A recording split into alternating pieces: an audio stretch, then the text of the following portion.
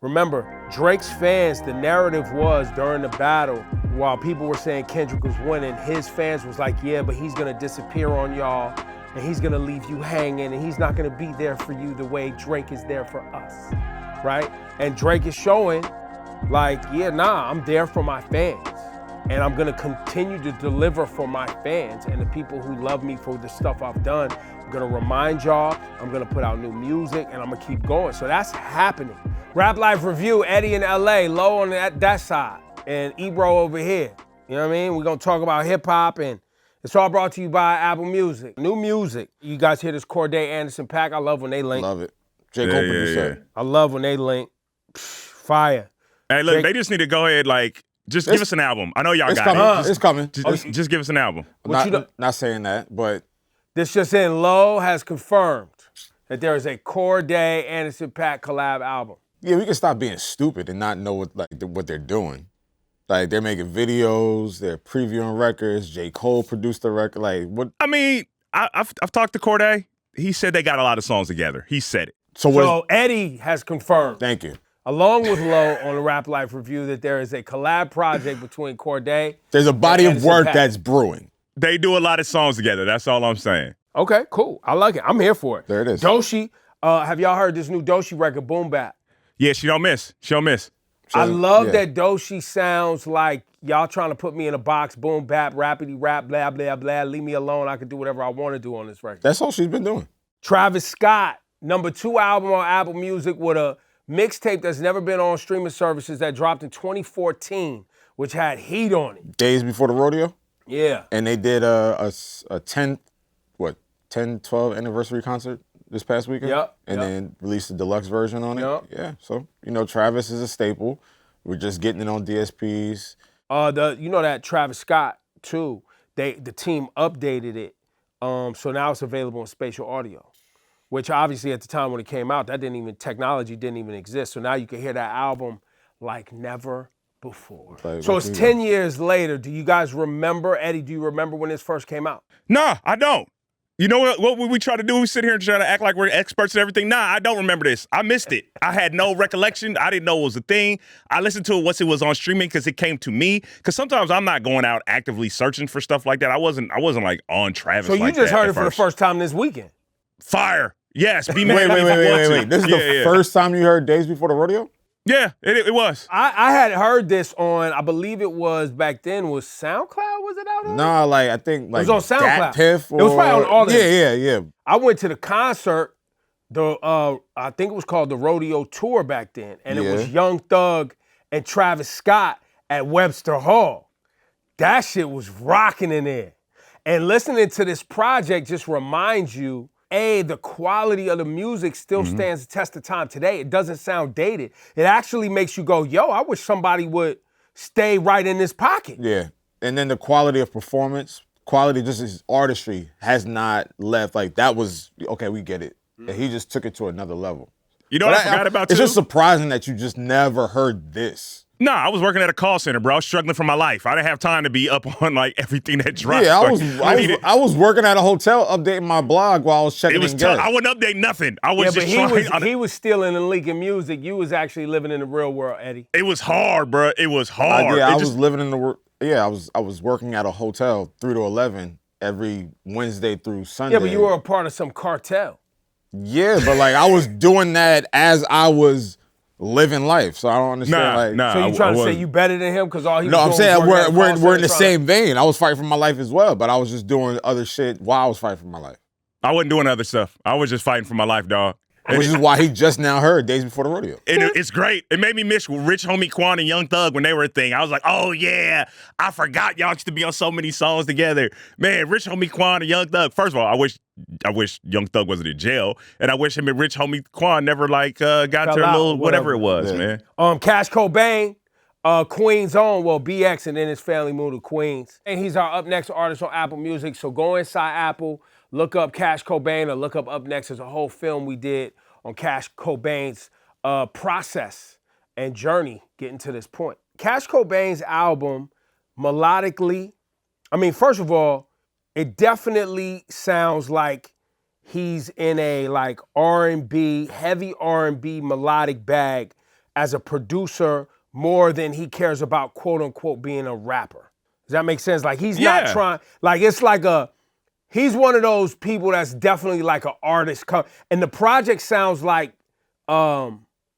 he's still developing and developing a sound, right? Because that sexy drill, like you got like Chow Lee and these other artists, and maybe because I'm here in New York City, so I'm closer to it. So I see the kids and I see them like how they're responding to it. So I'm a little bit closer to it. But I like where he's definitely doing his very own thing. Hey man, stop being PC. Wow, he rolls over there like, hey, I think like he's more into his R&B bag than being a rapper. Just say no, because I didn't really see him as a rapper. That's all I was saying. I never really saw him like that. You was struggling hard with that. Like you just don't like the way he raps, bro. Say it. Well, I don't really think that he cares about that. I don't think he's trying to bar it up. Like like I've learned to not try to force people to be things that that they're not even trying to do. I think is what do we label? How do we label him? Like what do we like? Is R&B artist, rap, R&B? I mean, he calls it artist, sexy like, drill. So I mean, I think it's his own. I think he's trying to carve out his own hip hop genre. Okay, it's really what I think he's trying to do. Okay. Much respect to Cash Cobain. I think he's the face of New York rap right now. That sounds stupid. I think he is, guys. That's dumb. I think he's the face of New York rap. You trolling, bro. No, you're not serious, right? I'm. You know what, guys? Why not I'm Ice Spice? Dead. Why I'm not Ice Spice? Serious. Okay, all that. They're in a similar type of vein, but I think the whole sexy drill. Okay, so here, let me lay this out for you. Okay. Right? So people of a certain ilk of a certain age, like we have New York rap, and we look at like Nas, and we think Jay-Z, and we think of like Premier Beats and Wu-Tang Clan. Well, it kind of stopped being that a while ago, and at some point it became like drill music, right? And Pop Smoke, rest in peace. Well, that was the Pop Smoke thing really shook that table. So drill, that became kind of what the younger face of New York hip hop became, and now what I think it is now. It's sexy drill, and part of that sexy drill is it is Ice Spice. Yo, you want to know who's really, really, really the biggest artist in New York? Yeah, go For real. Who? A Boogie. Explain that because I think you're right, but I don't get it. Well, because you're not in New York. Yeah, explain it to me. But A Boogie is around here. He shows up selling out the Garden. Artists are showing up to support him. I mean, 50 Cent. Like A Boogie is doing numbers. There's no king in New York. Not now. Oh, I wasn't even going to Kings. There's no. I'm sorry, face. You went to a whole. There's no face. Yeah, you took it. My fault. There's no face in New York. We don't have we don't have a face. We don't have a sound. We don't have anything. No, there's a sound. No, it's not. You may not like it. It's Cash Cobain. Cash Cobain's your sound. No, it's not. Why not? There is no face in New York, and that's no slight to anybody in New York because there's so many different flavors. I can say that there's not a face, but you went from face to sound. That's two different topics. We don't. I mean, sexy drill. I don't think that's a sound. I don't think that's a thing. It's 1,000% a thing. Yeah, I think now, musically you may right not now, like it, or you may not think that it's big enough to like transcend being big in the city. Right. That's a whole different conversation. Right. But to say that when you go from Brooklyn to Queens to the Bronx to Manhattan, when you go to parts of Jersey, that there isn't a active fan base that wants this shit, there absolutely is. I think musically, it's New York's biggest export right now. It's like that sexy drill noise or sound. I didn't mean to say noise. That sexy drill, what? He called it noise. Yeah, I didn't mean to do that. That was a slip. Right. My apologies. No, but I think it's your biggest I'm close export. to it. I think because I'm close to it, if I wasn't here, I wouldn't get it. Here's the other part. Yeah, it's young. Yeah. It's under 25. Right. Right. Like it is for sure 15 to 25 college kids. Like, and there's some records that, like, the Cash Cobain, Don Tolliver, Charlie Wilson record, or the For Sure record with Ice Spice. There's records that have popped off. I'm just looking. I don't see the longevity. But that's a different whole other that's another thing. That's just, But musically, I think that's your biggest export right now. Say less. The big stories this week. Roc Nation label merges to form Roc Nation Distribution. Is that like artist services? You gotta ask Lenny. You gotta ask Tata. You gotta ask those guys. That was a surprise to me. It says all artists currently signed to Roc Nation label will be under Roc Nation distribution. As part of the move, label co-president Sherry Bryant, who became co-president in 2019, has stepped down from her role. Sources say that Roc Nation distribution will continue to sign artists and offer a myriad of services. So yeah, it's a services thing, which I think a lot of the labels are, if we're gonna have industry talk, I think that's what a lot of labels are doing, where they're helping you get your music, you know, to streaming services and platforms, whatever.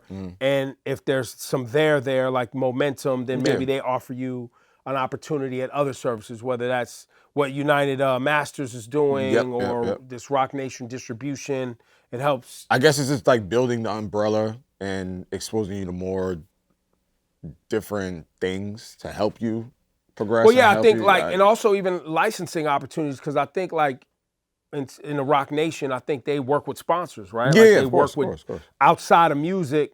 They work with, you know, different brands and things like that to. It's broadening your pool, I guess. Right. Yeah. Is that an actual change from Roc Nation, or is it just simply like a name change, or is this like a shift in what they're focusing on? Like, I think that's what it is. The shift. I think it's how. Yeah, I think it's you know, I think I don't quite understand it all, but I think it's how you work with an artist, right? Like like for instance, if you make a record tonight on your, you know, Pro Tools or whatever you're using, Fruity Loops, and you put it on TuneCore and you pay $20, TuneCore is gonna help you get it on streaming. It's gonna populate on all the streaming Google, services. all that shit. End of the discussion. There's no other. Everything else after that of you creating awareness, you know, finding your audience, you doing analytics. We just planted it for you to do that. On all of the things to figure out who's streaming it and all that other stuff you got to do by yourself. Right. I think the artist services, it goes, you have someone there that's helping you build your business beyond just putting your music up on a platform, right? Because if 200,000 songs are coming out every day, how are you going to go out and build a community to support your brand, support your music, support your show, support your merch? Who's walking you into these buildings? Who's having these conversations with you? Who's making those phone calls? Not you. Who's sending these emails, this, that, and the third? I think that's what this is, and I think that's what the industry needs more of. The artist development, the artist A&R. I don't know if this is artist development now. You went somewhere else. No, I mean, it could be, but, you know, we don't know, but that's what the industry does need, because there's a lack of development in this industry. Oh, I mean, but that's been, we've been almost damn near saying that for a decade of that. And by the way, that is happening. Artist development does happen in certain genres. Let's be clear. Yeah, it's just at the rate that hip hop comes out. Because I think of those 200,000 songs that come out every day, I don't know the percentage, but I think a vast majority categorizes itself as hip hop. Which is not. Well, if we're being honest, it has the lowest barrier of entry. Right. Like there's a lot of people making things they're calling hip hop. Right. The discussion on whether you like it or not is a different discussion, but they're categorizing it that way. Yeah, right. You know what I'm saying? You know what I think we need? I think this is a conversation we were having before we started the show that I was having with some of the producers on this, is we need like the old school, like internal label machine. So you know how like TDE is the shining example and QC is the shining example, where you have this basically mechanism, this ecosystem. But that's where your artist development is at now, though. That's what I'm saying. And I don't think the rest of the industry, when we're specifically talking about hip hop, cares to do that, because they expect hip hop to be self-sufficient, because they don't want to pour the resources into hip hop artists. So they don't expect hip hop to be self-sufficient. I believe they want hip hop to get out of the way because it's been dominating so long. Who's they? The people who put money into things. White folks? But they could be white, but they could also just be people who have money. Okay. But record labels, et cetera, because I don't think there's as much financial upside because of the amount of hip hop. It's so fragmented. It's not special. So if you're gonna make an investment in a type of music, it has to be going after something that is here today, gone tomorrow, which a lot of hip hop is probably not a great investment of your resources, right? Because there's no way to build a business on something that's only hot for a week, right? Which takes us to our next topic, Drake, which I believe has always been why Drake keeps his foot on the throttle, is because he knows the hip hop consumer, right? And the vast majority of hip hop consumption is very fast. And people are constantly looking for the next piece of material, the next new thing. You may not like it, you may disagree with it, but we know that literally 7 days after a big album drops, there are individuals going, man, that came out last week. What else you got? Like that, we have played ourselves in doing that, where hip hop is so disposable and gone within days of it coming out. We do not cherish it. We don't take care of it. And the music is a reflection of it. And I think that's why Drake is like, oh, okay, cool. It was an interesting summer. We got to beefing. It was interesting. Numbers ran up. Everybody was making spectacles. Boom. Now I'm going to put my foot back on y'all head top, if you will. Why are you pointing at me? Well, because this is the Drake hating side of the couch. Yeah, it's over there. It's right on that. It's right on that. But right I do think that's a part of it. I do think there's other things in there, which is him wanting to take people down memory lane and build nostalgia and remind people how much of an effort he puts into the shit that he does, and show people, behind the curtain of all of the content he makes. And he's basically saying, look, I give so much of myself and my creativity and my team and everything, and y'all have given me so much, and that's why we have each other. And we can overcome this setback in hip-hop history together. I mean, you're right. You just the way you're saying it. And you know what, to be perfectly honest, with Drake dropping another 100 gigs dump, it's smart, man. Because it's the first time since, and we had this conversation before the first time he dumped it, since May, April, that we're having conversations that are mainly about Drake in music. And it's not about beef. And it is a little bit. It's not always about Kendrick. It's about the songs that he drops. And he dropped, 3 songs? Super Soak. What was the other one? Circadian Rhythm. Super Soak, No Face. And No Face. Circadian Rhythm. Yeah. Which, by the way, Circadian Rhythm, didn't your man Kendrick talk about the circadian thing on 616? And isn't No Face taking shots? So for Eddie, for you to say we're not talking about beef, your man definitely feels like he wants us to remember that things aren't good. And that was kind of my thing with No Face, whereas first, let me put it like this. Let me rewind a little bit. Drake is very valid, and if he wants to keep this thing going. Because in theory, Drake didn't start this. And there's a section, and I thought like we were all, I've done this rap beef thing a little bit in my life, and I thought we all were kind of the understanding that some things that get thrown out in rap beef are kind of just for the rap beef's sake. There is a large section of the internet that really believes that Drake is a pedophile now. Like, they believe it. Like, if you go to comments, they think he has like a ring somewhere, like he's one of them others, right? So Drake is valid in his feelings if he feels like, nah, man, I'm not going to let this slide. We're going to keep going. And I know some folks will be like, nah, you lost. Keep it pushing. But, bruh, I will be upset too. So when he does the No Face thing, and what gets lost in this, it's not just Kendrick. All his rap friends have decided they don't like him. Like, all of them. And, he talks about it in No Face. If you look at the streaming numbers, all of their songs that are the biggest are songs that feature Drake. I would feel some type of way, too. So let's pretend we're removing the Kendrick part of it for, 2 seconds. Why not? Why not go at Rick Ross? Why not go at Future? Why not keep going at Metro? Because last time I checked, they didn't win. Kendrick won. Well, the only thing I have to say to the Drake stans and the OVO hosts is y'all have asked us multiple times to stop talking about Drake. I see the comments and I see the social media vitriol. Your man keep giving us stuff to talk about. We can't not talk about it. I'm gonna say this. He dropped the 100 gigs, part 2, Iceman, whatever you want to call that shit. No Face comes out. Those records come out. The footage comes out. We're watching how he does. Nothing was the same. Beautiful album. One of his best albums.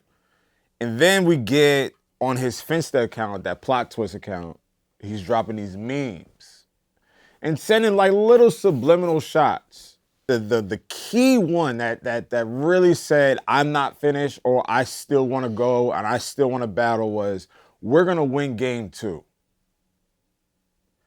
Fam, the series is over.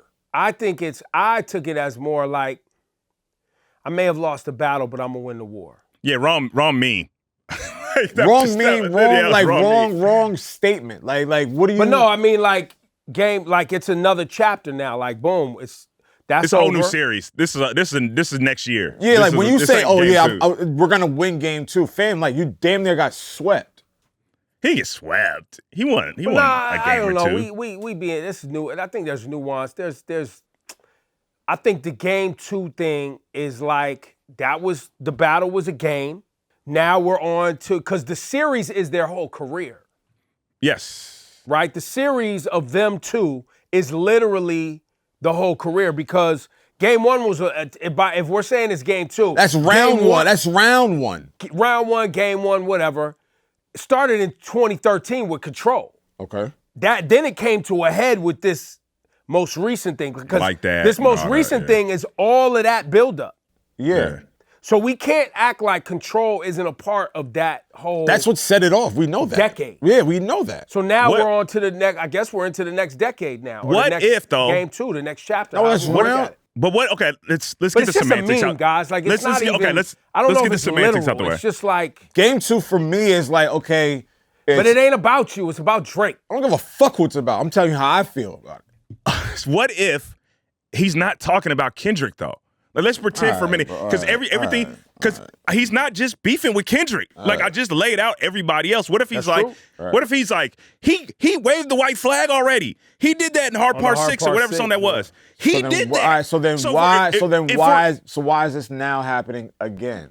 Because what if he's not talking about what if he's like, you know what? What if it's like a John Wick movie, right? He's all right, look, man, this one I lost. I still got issues with everybody else. I lost my dog, but I'm about to go at everybody else. Everybody, the boogeyman over here, y'all can have the boogeyman. I'm not worried about you. I still got issues with the rest of y'all, though. There's a lot of people that was throwing dirt on Drake because of Kendrick. What if he's like, look, man, Kendrick, you won. But the rest of y'all, I ain't forgot. And what we do know about Drake is he is spiteful. So the rest of those people, he could win them battles. So he's like, all right, cool. Y'all ain't. This is still on with y'all. Well, I think you have a valid point. So he's running from Kendrick. Well, I don't know what he's doing. I don't know what he's doing. Right. We will see. We will see. But guess what it does? It makes for must-see TV. And it goes back to what I was talking about earlier. Right. About keeping your foot on the pedal. Mm-hmm. Remember, Drake's fans, the narrative was during the battle, while people were saying Kendrick was winning, his fans was like, yeah, but he's going to disappear on y'all, and he's going to leave you hanging, and he's not going to be there for you the way Drake is there for us, right? And Drake is showing, like, yeah, nah, I'm there for my fans, and I'm going to continue to deliver for my fans and the people who love me for the stuff I've done. I'm going to remind y'all, I'm going to put out new music, and I'm going to keep going. So that's happening. And I believe Drake also knows that this summer, while people will continue to bring it up the same way we bring up Ether or Hit 'Em Up or the other things we bring up, it doesn't mean we don't revere. No, not at all. Ho for, after a loss or even B.I.G. after Hit 'Em Up. You know what I'm saying?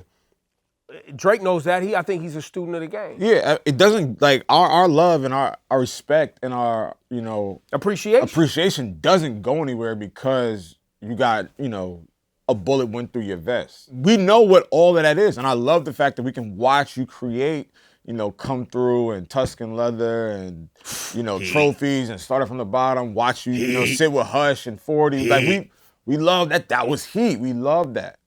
It's not going to take away from what we saw this summer, but it also does, like, it's a great tactic to remind us of, like, I got bodied a little bit, but I'm still that nigga. And I'm still not afraid to come outside and do my one too. Right. We know we know who you are. The kinship, friendship, relationship between Lil Yachty and Drake does not seem to be good times any longer.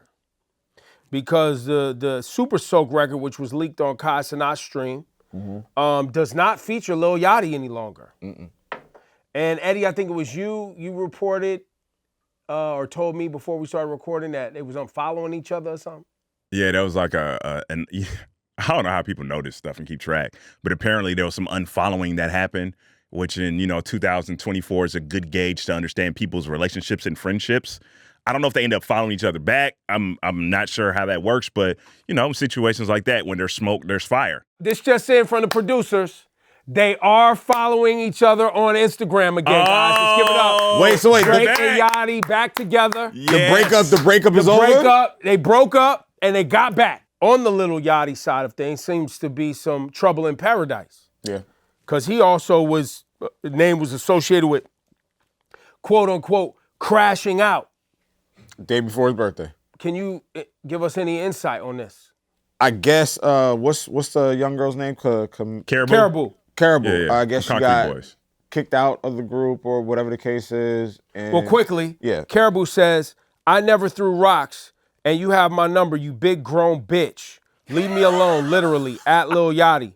I never said nothing about shit, and I still ain't said nothing about what's really going on. I don't want no beef with you industry people. Just move on with your life. Stop trying to bring me down when I stay out the way. I'm done talking. You got it. Your character gonna speak for itself. Okay, so I guess that comes from Yachty saying that he used to write all her lyrics. He released the reference track. The reference tracks, which is not a flex because that shit sounded horrible. They Yachty went off on her on IG Live and wasn't Yachty going at his friend too on the podcast? Mitch too. That was Mitch. Yeah, I think that's a separate thing. Got it. Okay. Yeah, Mitch and him was a podcast thing. Him and Kabuya. Karrahbooo, dog. Karrahbooo. Come on, fam. No, She Karrahbooo. seems like a Concrete nice Boys. person, man. No, she does. Come on. She performed this weekend and she was on stage saying like, I ain't write it. If I ain't write it, like, this, that, the third. And Yachty releases the reference tracks. They're going back and forth about it. Because he's on live, man. Like, here's the thing, bro.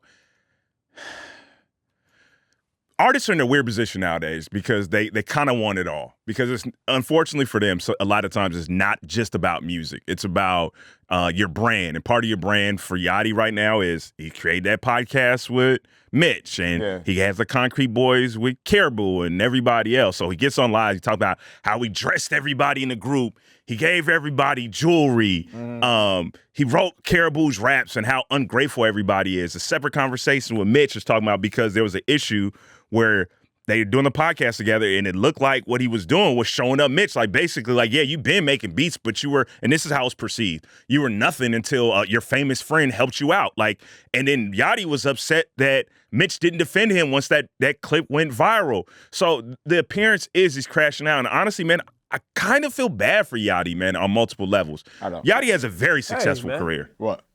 Why do you feel bad for Yachty? No, I don't feel bad for people that put people in position, and when things go sour, you say, I did this for you. Without me, this wouldn't happen. Without me, you wouldn't be successful. Without me, you would be over here not doing nothing, this and that third. I'm a rich guy. I didn't have to do a podcast. Fuck this podcast. I'm not a fan of that. Whatever in-house turmoil I think you're expecting him to be more mature than he was in this scenario. I'm not asking you to be more mature. I'm just asking. That's a level of maturity. It can be, but if you're gonna do things for somebody, like we've all done favors for our friends, like I'm not throwing that shit on Front Street. I don't care. I don't care if it's. Clearly, Yachty feels unappreciated. And the shit got to him. And yes, I can see you saying I don't feel bad for him. I've been watching Yachty since the beginning. And Yachty's always been cool.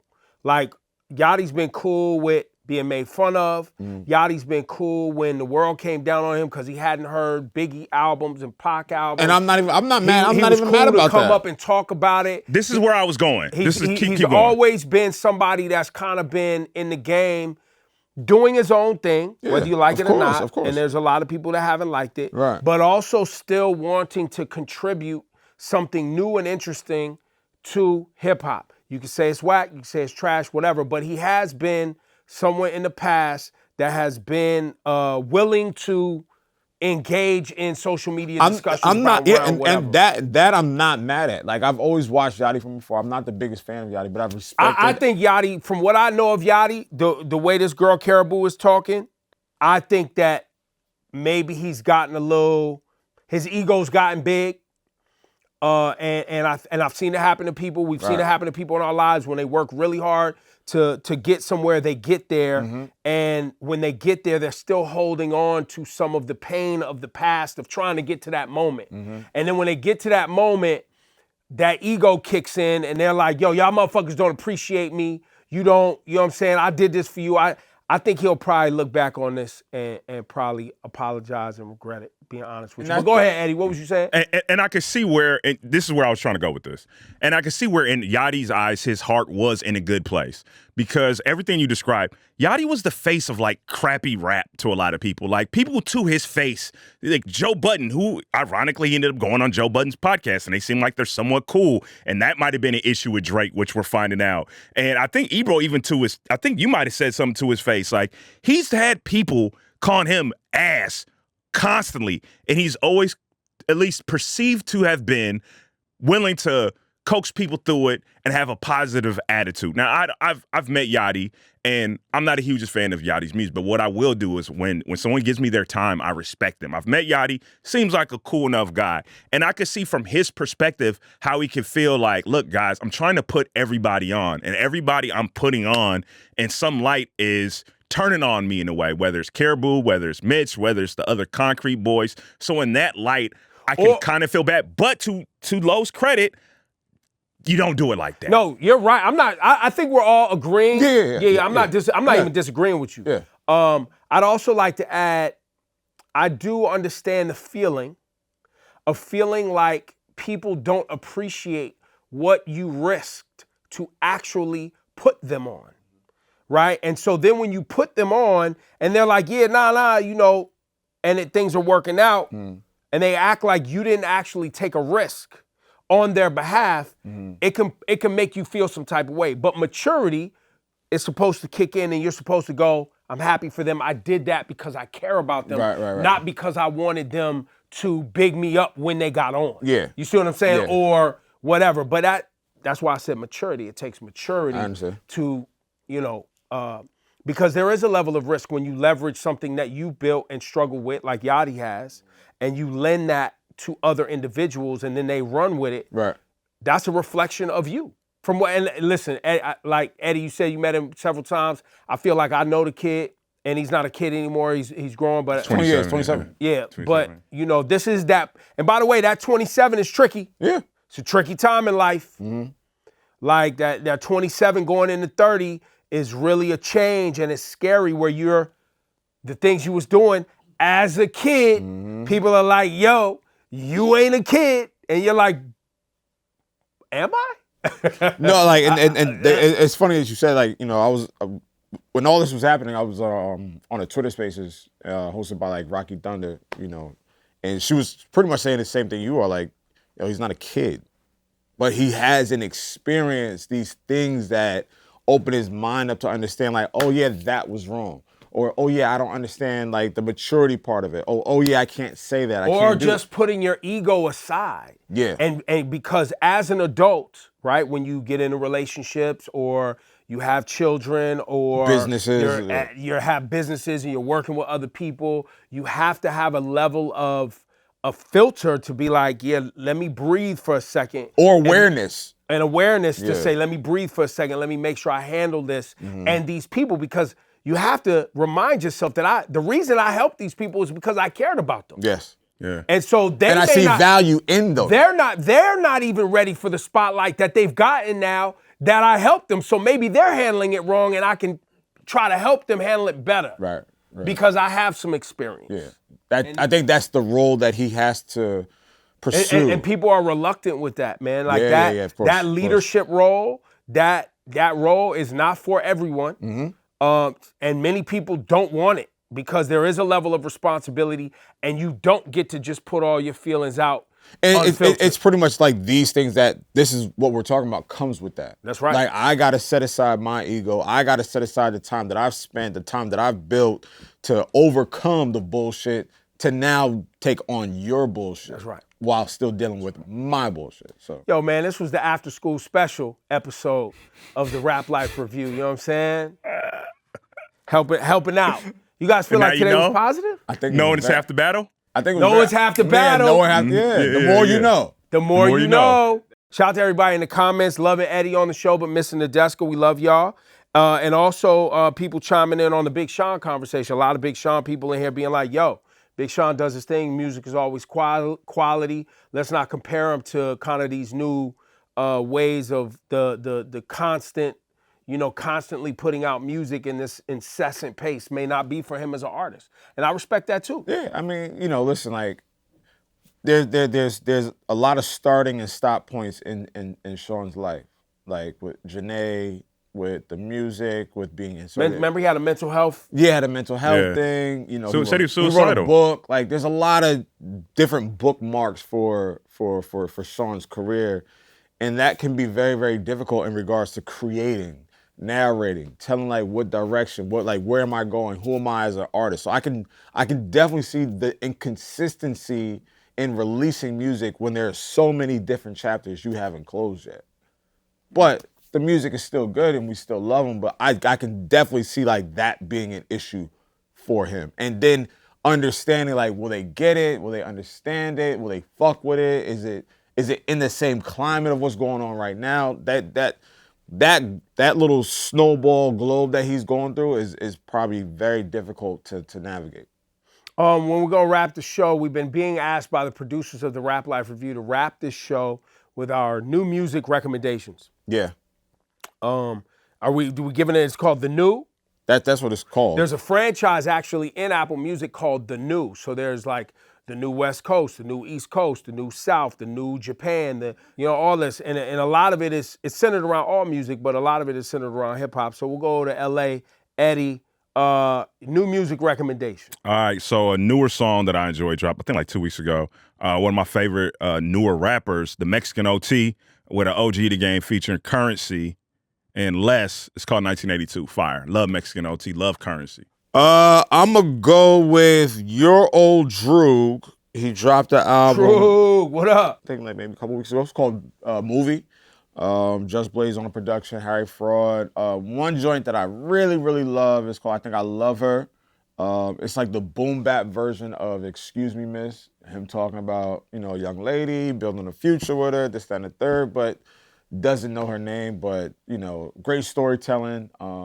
The album's called Movie, and, the song is called, just want to make sure I get it right. I Think I Love Her, track 4. Mine is Amanda Reefer. Oh, dropped fire. a She's 5-song fire. EP. You know what I'm saying? Feels like dub, reggae, R&B. Shout out to Amanda Reefer. Fire music. Okay. Fire. And those are our new music recommendations. Why y'all laughing, bro? No. The producers Yeah, is the laughing producer- at me, yeah. bro. Oh, Like oh. my Yeah, The why y'all lawyer's laughing? laughing. Which Amanda laughing? I don't Reefer's know on why. Kendrick's I don't know what album. happened. Yeah, like what? Yeah, Why y'all what's going hating? on? What they Barbados laughing in the building? Oh yeah, she Bayesian too? Yeah. at? Why yeah. they laughing at you? Like, I don't know. I don't know what that's about. Yeah, I don't They don't know. respect you. I guess. I mean, my batting average is high when it comes to this music thing. I'll let y'all know. It's Rap Life Review for Low and Ebro, or for Low and Eddie. I'm Ebro, man. Thanks for tuning in.